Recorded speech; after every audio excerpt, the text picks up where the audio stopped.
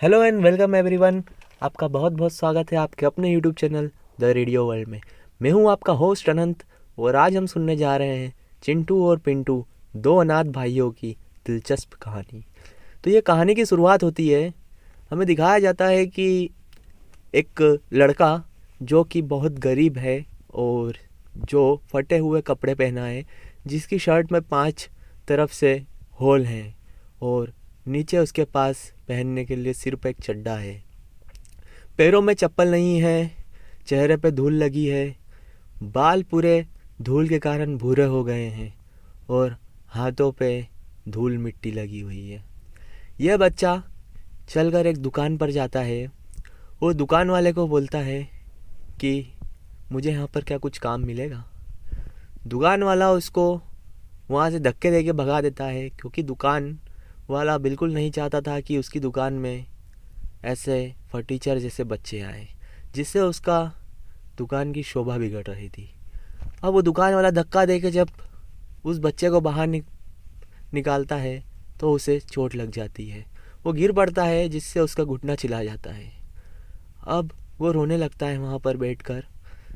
यही दृश्य दूर से खड़ा हुआ एक और बच्चा देख रहा था। वो इसके पास आता है, इसे उठाता है और इसे अपने साथ ले जाता है। इसे पूछता है, क्या हुआ, तुम्हें ज़्यादा चोट तो नहीं लगी? फिर इसकी चोट पर पानी डाल के उसे साफ़ करता है और उससे पूछता है कि तुम्हारा नाम क्या है।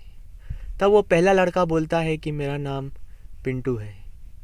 फिर वो दूसरे लड़के से पूछता है कि तुम्हारा नाम क्या है, तो वो बोलता है मेरा नाम चिंटू है। तब इन दोनों की बातचीत हो जाती है और ये जो चिंटू होता है वो उसे बोलता है कि तुम कहाँ रहते हो। तो पिंटू जवाब देता है कि मेरा कोई नहीं है, मैं अनाथ हूँ। तब चिंटू जवाब देता है कि ऐसा मत बोलो, तुम्हारा आज से मैं हूँ। तो पिंटू खुश होता है और उसे गले लगा लेता है। अब ये दोनों भाई बन जाते हैं और दोनों साथ में रहने लगते हैं। क्योंकि चिंटू के पास काम होता है तो चिंटू उसे अपने साथ अपने रूम पे ले जाता है।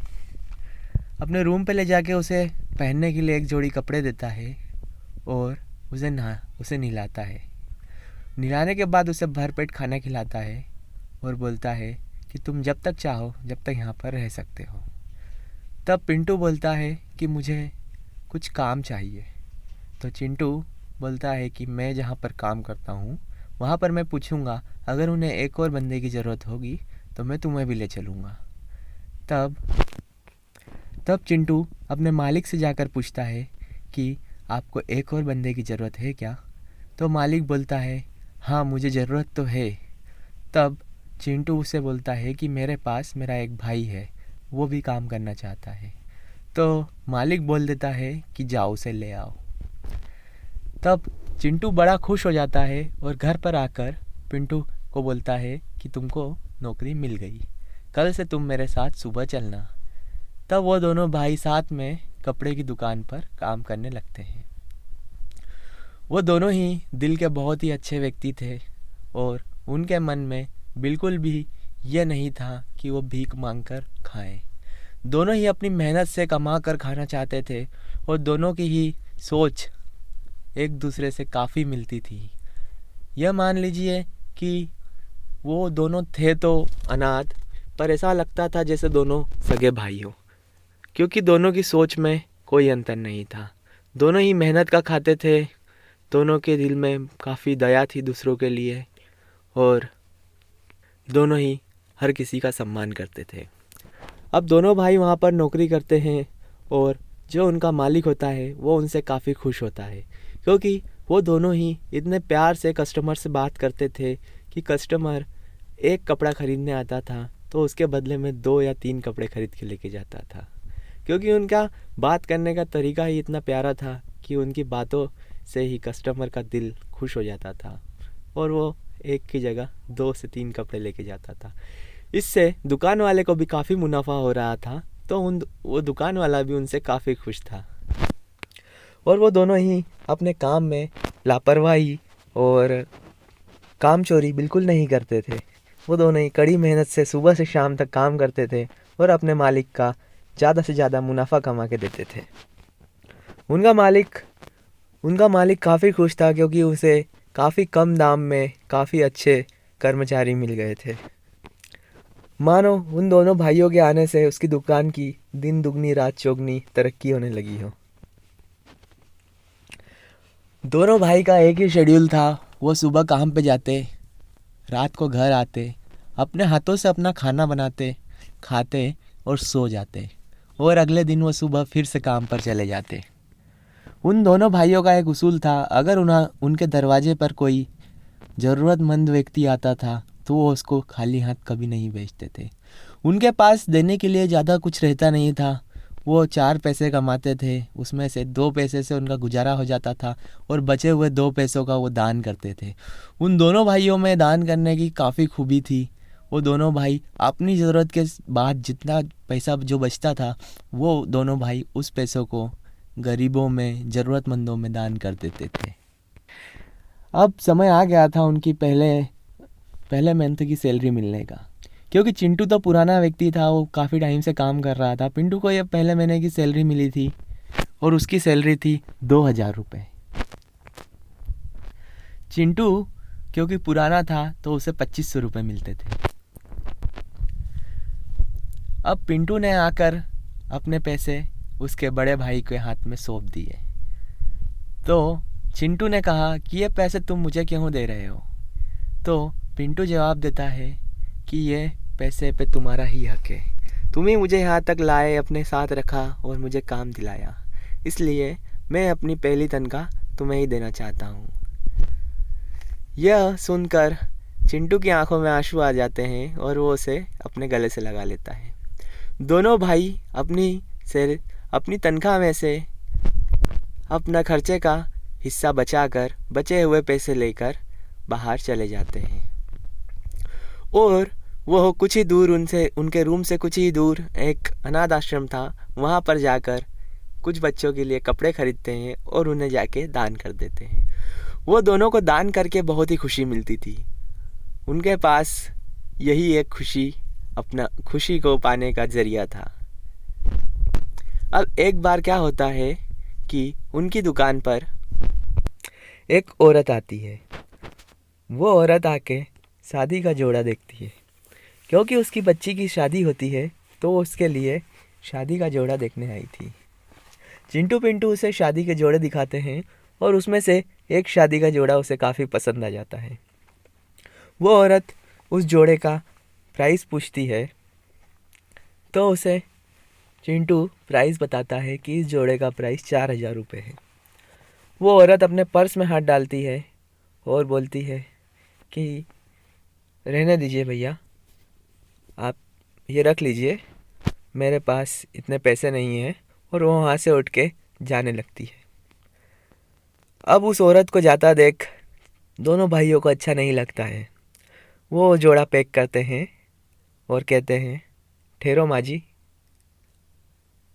वो औरत रुकती है और वो उसके हाथ में वो शादी का जोड़ा थमा देते हैं। वो औरत बोलती है कि नहीं नहीं बेटा, मुझे नहीं चाहिए ये, मेरे पास इतने पैसे नहीं है कि मैं इसे खरीद सकूं। वो दोनों भाई मुस्कुराते हुए जवाब देते हैं कि कोई बात नहीं, आप अपनी बेटी की शादी अच्छे से करवाइए, इसके पैसे देने की आपको कोई ज़रूरत नहीं है, इसके पैसे हम दे देंगे। यह बात सुनकर उस औरत की आंख में आंसू आ जाते हैं और वो बहुत खुश हो जाती है। वह जोड़ा लेके वहाँ से जाती है और उन दोनों बच्चों को इनवाइट करती है कि तुम शादी में ज़रूर आना। वो उनको एक कागज़ में पता लिख के दे देती है और बोलती है कि 2 दिन बाद मेरी बेटी की शादी है और तुम्हें आना ज़रूरी है, अगर तुम नहीं आओगे तो मैं शादी जब तक नहीं करवाऊँगी। वो दोनों भाई उस औरत की मदद करके काफ़ी खुश थे और फिर उनसे उस दुकान का मालिक आके बोलता है कि तुमने उस औरत को फ्री में साड़ी क्यों दी? तो वो दोनों भाई बोलते हैं कि उस साड़ी के पैसे आप हमारी तनख्वाह में से काट लेना, क्योंकि उन दोनों की तनख्वाह मिलाकर 4500 रुपये होती थी और वो शादी के जोड़े का भाव भी 4000 रुपये था। उनके पास अब सिर्फ 500 रुपये बचते। यह बात दुकान वाला उसे जो मालिक होता है वो उन दोनों बच्चों से पूछता है कि तुम्हारे पास इस महीने सिर्फ 500 ही रुपये बचेंगे। इतनी महंगी साड़ी तुमने उन्हें कैसे दान दे दी? तो दोनों भाई मुस्कुराते हुए कहते हैं कि उसकी बेटी की शादी है और वो कितना उदास होकर यहाँ से दुकान से जा रही थी कि वो उसकी बेटी के लिए एक शादी का जोड़ा नहीं ले पाई, इसलिए हमने उसे दे दिया और हम दोनों एडजस्ट कर लेंगे। दुकान वाला यह सुनकर काफ़ी खुश हो जाता है और वो औरत भी वहाँ से जा चुकी होती है। अब 2 दिन बाद वो उस लड़की की शादी का समय आ चुका था। दोनों भाई तैयार होकर उस पते पे जाते हैं, तो वहाँ पर जाके वो देखते हैं कि शादी तो काफ़ी बड़ी थी। वो शादी एक होटल में थी जिसमें काफ़ी बड़ा गार्डन था और काफ़ी बड़े बड़े लोग आए थे। वो दोनों भाइयों को यकीन नहीं होता है, उन्हें लगता है कि वो कहीं गलत पते पे आ गए। तब वह जैसे ही इधर उधर देखते हैं और वहाँ से वापस जाने लगते हैं, तो वो औरत जिसने वो शादी का जोड़ा ख़रीदा था वो उन्हें देख लेती है और उनके पास जाती है और बोलती है, आओ बेटे आओ, इधर आओ, ये मेरी ही शादी है, मेरी ही बेटी की शादी है।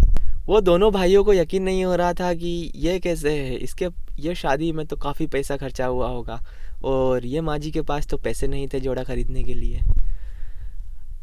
अब शादी का प्रोग्राम शुरू हो चुका था और वो माँ दोनों बच्चों को अपने साथ ले जाती है और मंडप में जाके बिठवाती है। क्योंकि अब कन्यादान का समय था, तो कन्यादान के लिए कन्यादान पति करता है, मतलब यानी कि लड़की का पिता करता है। चूँकि लड़की का पिता अब इस दुनिया में नहीं रहा था और लड़की का कोई भाई भी नहीं था, तो पंडित जी बोलते हैं कि कन्यादान कौन करेगा। तो वो माता जो खड़ी होती हैं वो बोलती हैं कि कन्यादान इसका लड़की का भाई करेगा। तो लड़की का भाई, तो पंडित जी बोलते हैं लड़की का भाई तो कोई है नहीं। तो माता जी बोलती हैं कि लड़की का कोई भाई नहीं है, ऐसा नहीं है, लड़की के 2 भाई हैं। वो उन दोनों लड़कों की तरफ इशारा करती है और उन्हें पूजा में बिठा देती है। फिर वो लड़के दोनों उस लड़की का कन्यादान करते हैं और उसके बाद उस लड़की की विदाई करते हैं।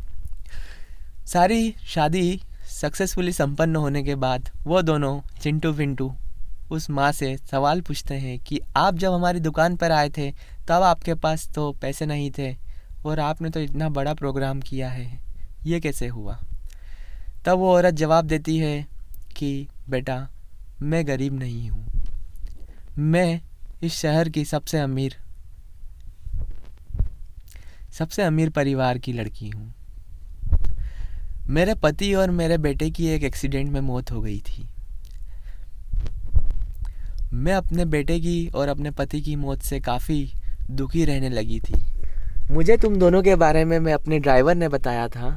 तुम दोनों के बारे में उसने बताया कि एक दुकान है यहाँ पर कपड़ों की, वहाँ पर 2 बच्चे हैं जो काफ़ी अच्छे दिल के हैं।